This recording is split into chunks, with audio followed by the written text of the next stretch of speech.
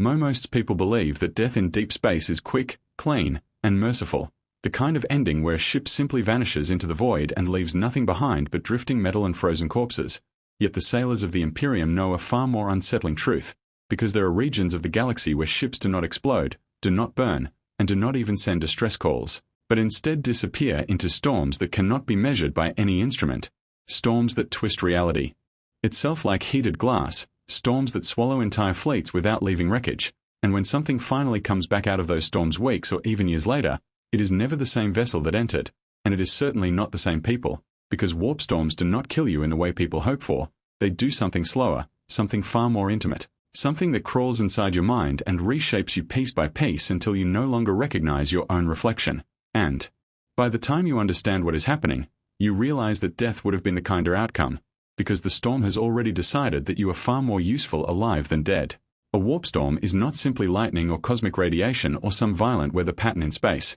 because those things obey rules and can be predicted with calculations, whereas the warp is a dimension of thought, emotion, memory, and nightmare compressed into an ocean that reacts to the fears of every living mind. And when enough turbulence builds inside that invisible sea, it tears through real space like a wound ripping open in the sky, creating colossal spirals of distorted gravity and screaming energy that bends starlight into unnatural shapes, forcing navigators to shut their eyes and pray their instruments still function, while ships caught near the edge feel their hulls groan as if the metal itself is afraid, and the moment the storm closes around them the stars vanish, distance becomes meaningless, clocks stutter and skip seconds like broken machinery, and every crew member aboard slowly understands that they are no longer traveling through space but drifting through something alive and watching, something that does not behave like physics but like a predator deciding how to play with its food. Inside the storm there is no clear direction or stable ground to anchor your thoughts, because the corridors stretch longer than they should and doors lead to places that never existed on the ship's blueprint, while whispers echo through ventilation shafts carrying voices that sound almost familiar yet subtly wrong, as if memories themselves are being replayed with missing pieces, and the crew tries to maintain order with routine drills and status reports, pretending that discipline alone can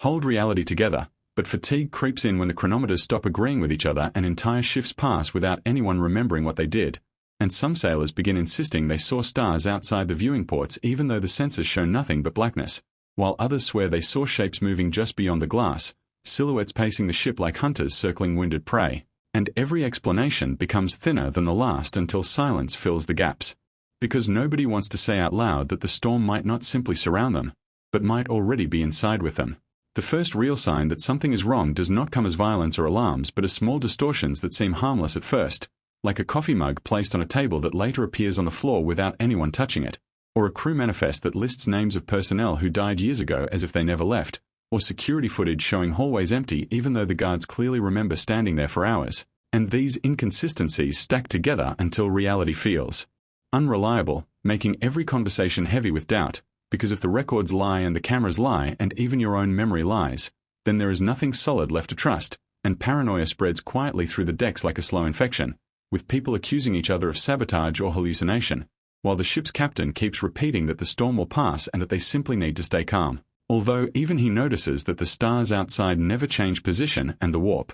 engines refuse to respond, as if the vessel has become trapped in a frozen moment that refuses to move forward. As the hours drag into what might be days or weeks, the atmosphere thickens with pressure that no gauge can measure, and the air feels heavier with every breath as though the ship is sinking underwater rather than flying through space, causing headaches that pulse behind the eyes and dreams that continue even after waking, dreams where corridors melt like wax and familiar faces stretch into impossible shapes, and people begin seeing figures at the edge of their vision that vanish the moment they turn their heads, which would be easy to dismiss as exhaustion if multiple crew members did not describe the same silhouettes in the same corners at the same time, and soon the medbay fills with patients complaining of voices narrating their thoughts or whispering secrets they never told anyone, secrets that only exist in their private memories, and that is when the realization hits them like cold metal, because hallucinations should be personal and random, yet these visions feel shared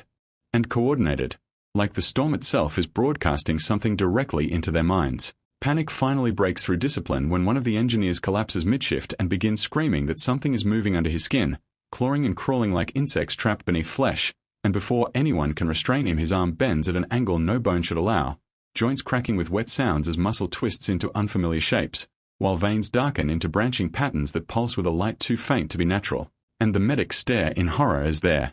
Scanners fail to identify basic anatomy, as if the man's body has become a language the machines no longer understand, and when he finally stops convulsing and lifts his head, his eyes focus on the crew with an expression that is both terrified and strangely curious, like he is seeing them for the first time, and he tries to speak but produces a sound that resembles several voices layered together, overlapping and out of sync, a chorus forced through one throat, which is the moment everyone realizes that the storm is not merely attacking the ship, but rewriting the people inside it. After that first transformation, the changes accelerate with ruthless efficiency, because sleep offers no protection and waking hours provide no clarity, and crew members start finding unfamiliar scars on their bodies or discovering that they no longer remember the faces of their closest friends, while others grow unusually calm and begin speaking about the storm as if it were a guide rather than a threat, describing distant lights and structures visible only to them, claiming that something out there is teaching them truths too vast for ordinary minds, and these individuals gather in small groups within the lower decks where they whisper and draw symbols on the walls using grease and blood, insisting that the storm is offering evolution rather than destruction, and the rest of the crew watches with growing dread because it is impossible to tell whether these people are enlightened or simply losing their sanity, and the line between faith and madness becomes so thin that even the captain struggles to justify shooting his own sailors just to prevent whatever future they seem to be welcoming. Time itself begins to fracture in ways that make any plan meaningless, because patrols sent to check the cargo bay sometimes return claiming they were gone for minutes while the ship's logs show several days have passed, and entire sections of the vessel are discovered covered in dust as if abandoned for years even though someone clearly cleaned them the previous night, while messages recorded only moments earlier play back with unfamiliar voices inserted between words, predicting events that have not yet happened, and one navigator insists he saw his own corpse floating outside the observation deck before the glass briefly turned transparent to a sky full of stars that no star chart recognizes, and these distortions create a creeping suspicion that the storm is not simply bending space but tearing through past and future simultaneously, mixing possibilities together like shattered glass, which means every decision might already have been made somewhere else, and the crew feels less like travelers and more like insects trapped in amber, preserved and examined by forces they cannot comprehend. Eventually fear turns inward and the ship descends into violence, because when you cannot trust reality or memory or even the shape of your own body, the only thing left to blame is the person standing next to you, and small arguments over rations or patrol routes explode into brutal fights fueled by weeks of sleepless terror, with comrades accusing each other of being imposters or infected or something worse, and the sound of gunfire echoes through the metal corridors followed by long stretches of silence where nobody dares investigate, while the transformed crew members move through the chaos with disturbing confidence, their bodies bending and stretching in ways that make armor useless, hunting former friends with an efficiency that suggests they understand the ship better than anyone ever did, and the captain watches his command crumble piece by piece, realizing that the storm has succeeded without ever breaching the hull, because it has turned the crew into weapons against themselves. Just when the situation feels completely hopeless, the storm begins to thin without warning, the blackness outside lightening into familiar stars and the warp engines flickering back to life as if nothing unusual happened, and for a brief moment relief spreads through the surviving crew like warmth returning to frozen limbs, yet that relief quickly curdles into dread when they assess the damage and count the numbers, because more than half the ship is missing or sealed behind bulkheads fused into organic shapes, and many of the survivors no longer resemble baseline humans, their skin marked with unnatural patterns or their eyes reflecting light like animals, while some stand perfectly still staring at nothing as though listening to distant instructions, and the silence that follows the storm feels heavier than the chaos that preceded it, because everyone senses that whatever changed them did not leave with the storm but remained quietly nested inside their thoughts. When the battered vessel finally limps back into Imperial space and sends out its identification codes, the receiving stations hesitate before responding, because long-range scans detect biological signatures that fluctuate unpredictably and energy readings that do not match any known engine output, prompting authorities to dispatch inspection teams clad in sealed armor and carrying weapons designed for extermination rather than rescue. And as these teams board the ship, they find corridors covered in unfamiliar growths, walls pulsing faintly like living tissue, and survivors who speak politely yet move with subtle delays as if translating thoughts through an unseen filter, which makes every conversation feel rehearsed and artificial, and the inspectors quickly understand that even though these people look human, something fundamental has shifted. Something that no amount of quarantine can safely study without risking contamination of entire systems. Interrogations reveal stories that make little sense when placed in chronological order, accounts of events happening twice or not at all, of friends dying and returning and dying again, of vast shapes moving through the storm like continents made of shadow, and of voices offering knowledge in exchange for surrender, Yet the most disturbing detail is the consistency between witnesses, because they all describe the same sounds, the same colors, the same feeling of being observed by something